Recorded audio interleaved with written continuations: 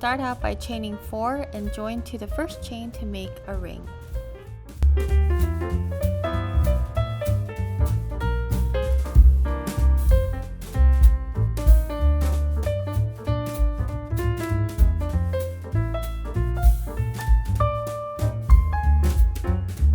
Here we will do a puff stitch after chaining 2 and chain 1. To do a puff stitch, you just yarn over and insert the hook in the stitch and pull up a loop, and repeat that until you have 7 loops on the hook, and then you pull through all 7 loops, and that will give you a puff stitch.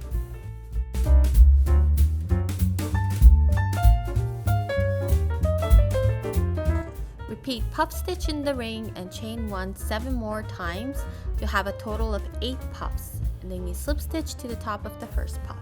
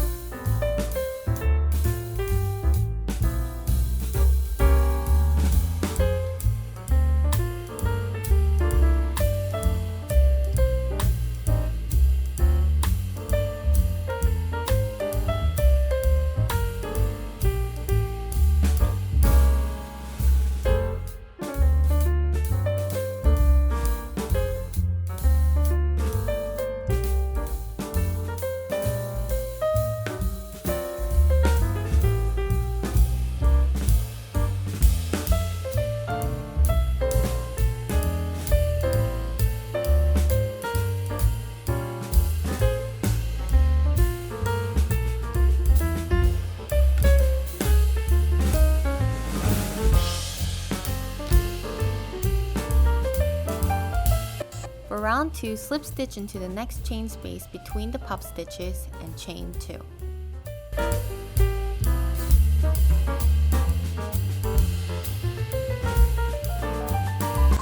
Then you're going to puff stitch in the chain space between the puffs, chain 1, puff stitch in the chain space, same one, and chain 1.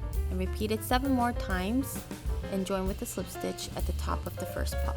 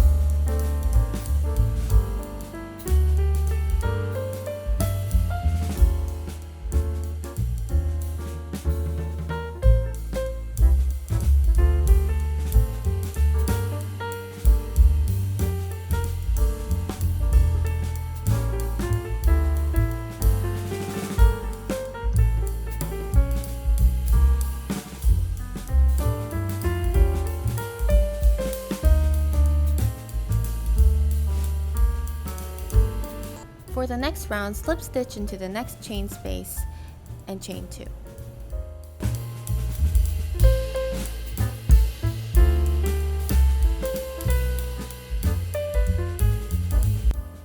Then you want to puff stitch in the chain space, chain 1, and then puff stitch in the same chain space, chain 1 again, and then puff stitch in the next chain space and chain 1. And you want to repeat this whole step 7 more times.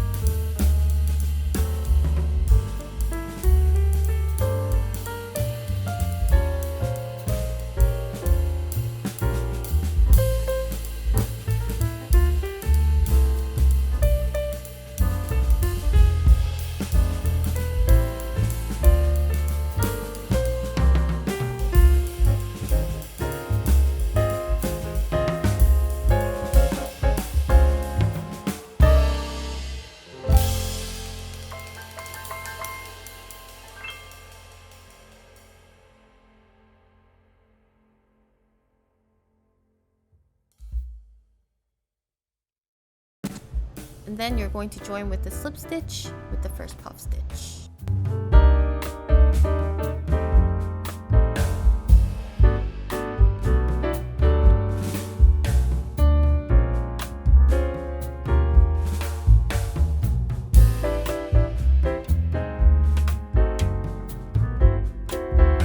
From here, it's going to be the ripply edge scrubby for a flat round one. Please look at the PDF. Now slip stitch into the next chain space and chain 2, then puff stitch into the chain space, chain 1, puff stitch into the same chain space and chain 1. Repeat this whole process until you do the same to the last chain space.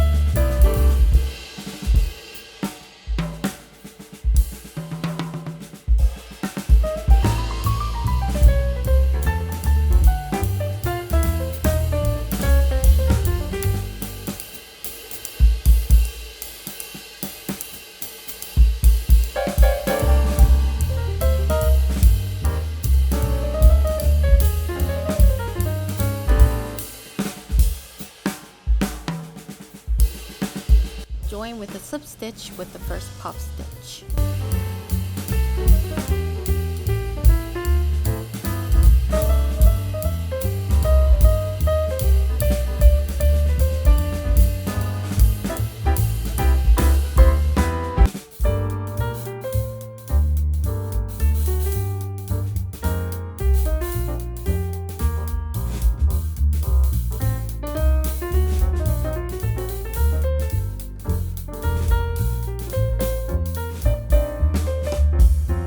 Now this is optional, but you can chain 10 to 15 stitches, depends on how long you want the hanger, and join with the slip stitch at the chain space. Bind off and weave in the ends.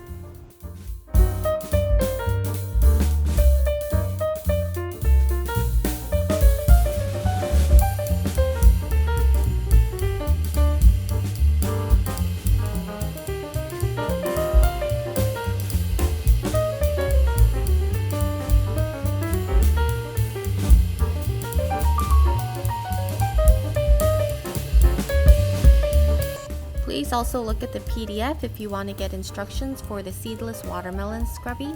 I hope you enjoyed this video. Thank you.